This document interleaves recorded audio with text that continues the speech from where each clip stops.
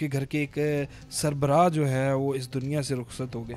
मेरे घर के सरबराह नहीं, मेरी पूरी फैमिली को लेके चलने वाले। असर की अजान हो रही है, बच्चों को मना कर दिया मेरे कज़न ने। वो बच्चों ने घर जाके अपनी वालदा को कहा कि हमें भाई ने ऐसे बोला है। गन लेके आता है, क्लैशन लेके आता, आके ना इधर देखना ना उधर फायरिंग करना शुरू कर देता है। वो दरवाज़ा बंद करने लगे, वो देखते हैं ये दरवाज़ा, वो सीधा फायर मेरे वाले साहब के सिर में लगता है, टांग पे लगता है। बिस्मिल्लाहिर्रहमानिर्रहीम, अस्सलाम वालेकुम। हमरा न्यूज़ के साथ मैं हूं आपका मेज़बान आदिल जमील। नाज़रीन, आज एक ऐसी दास्तान, दुख भरी दास्तान के साथ आपकी खिदमत में हाजिर हुए हैं कि बच्चों की लड़ाई के ऊपर बड़ों ने इश्तियाल दिलवाया और एक ही ख़ानदान के जो है एक सरबराह जो है वो इंतकाल कर गए। उसके बाद उसी ख़ानदान के एक फ़र्द को जो है वो ज़ख्मी कर दिया जाता है और उसके साथ साथ मोहल्लेदार जो कि इस लड़ाई को छुड़वाने के लिए आगे आते हैं उनको ज़ख्मी कर दिया जाता है, उनको फायर लगते हैं। किस तरह से ये वाक़या पेश आया, हमारे साथ मौजूद हैं उमैर, इस मुतासरा ख़ानदान के फ़र्द हैं और जाँ बहक होने वालों के लवाहिकीन में से भी हैं। इनसे जानते हैं कि ये वाक़या किस तरह से पेश आया और अब तक इसमें क्या पेशरफ्त जो है वो हो सकी। अस्सलाम वालेकुम। वालेकुम अस्सलाम। उमैर, ये क्या वाक़या आया, कितना बड़ा सदमा और इतने लोग जो है वो ज़ख्मी हो गए, ये किस तरह से पेश आया? एक सानहा आपके लिए कि आपके घर के एक सरबराह जो है वो इस दुनिया से रुखसत हो गए। मेरे घर के सरबराह नहीं, मेरी पूरी फैमिली को लेके चलने वाले। मेरे चाचा ताया सबको लेके चलने वाले मेरे वाले साहब थे।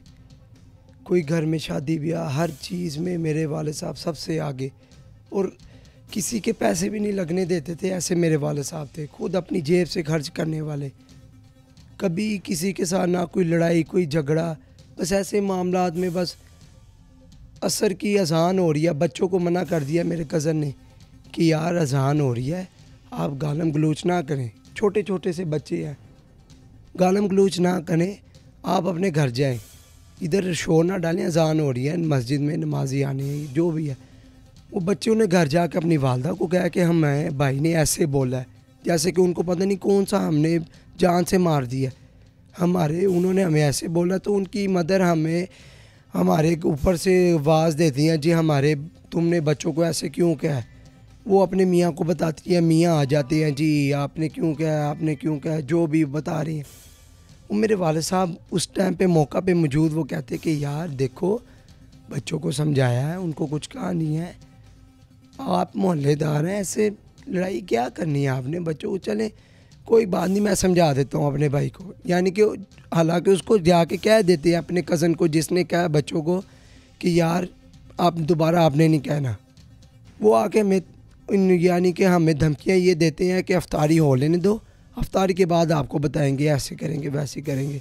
अच्छा, प्रॉपर एक प्लानिंग के साथ ये किया गया कि असर के वक्त का ये वाक़या और इसको बाद में अफ्तारी तक का आप लोगों को एक अल्टीमेटम दिया गया। एक दिन पहले का वाक़या मेरे वाले साहब की डेथ से। एक दिन पहले का ये वाक़या है। अच्छा, एक दिन पहले आपका ये जो है वो धमकी दी गई। हमारी ये थी, मेरे वाले साहब ने उनको ठंडा कर दिया था। अगले दिन ऐसा क्या हुआ कि ये बात यहाँ तक पहुँची? ये हुआ कि नीचे 2 घर हैं, ऊपर जिसके बच्चों को कहा था वो, नीचे उनका कज़न यानी कि अंकल का भतीजा। वो हम नमाज पढ़ के बाहर निकलते हैं, जी वो मेरे कज़न को रोकता है, जी आपने ऐसे ऐसे। वो मेरा कज़न ज़रा उसने कहा कि यार आपके चचा ने भी कल बोला है, तो इतनी ऐसी बात भी नहीं है कोई, तो आप फिर मेरे से ऐसी बात कर रहे हैं। वो बात करते करते उसने ना मेरे कज़न को चपेट मार डाली, चपेट मारी, मुक्का मारा। मेरे वाले साहब फिर आ गए। मेरे वाले साहब ने आके कहा यार कोई ऐसा मसला नहीं है, आप क्या कर रहे हो, क्यों लड़ रहे हो। फिर उनकी सुलह करवाते हैं। उतनी देर में वो अंदर से बड़ी गन लेके आता है, क्लैशन लेके आता, आके ना इधर देखना ना उधर फायरिंग करना शुरू कर देता है। अच्छा, सीधी फायरिंग करता है? सीधी फायरिंग, ये भी नहीं देखता।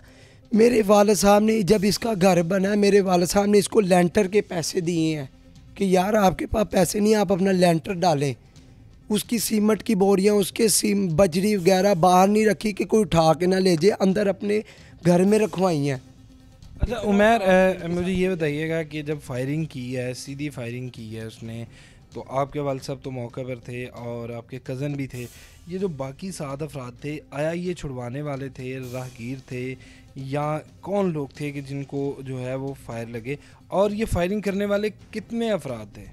फायरिंग करने वाले एक अकरम, एक लियाकत, एक अवैस, एक ज़िशान, एक शहबाज, यानी कि पूरा ग्रुप है इनका, पूरा ग्रुप है। और हर किसी के पास एट ए टाइम पिस्टल मौजूद था। वो निकाल के लाया है, उसने जब शुरू की है पीछे से अवैस ने शुरू की है। अवैस शुरू करता है तो वो मेरे वाले साहब दरवाज़ा बंद करते हैं कि यार अंदर मेरे सारे भतीजे, मेरी पूरी फैमिली खड़ी है, ये अंदर आके ना फायर कर दें।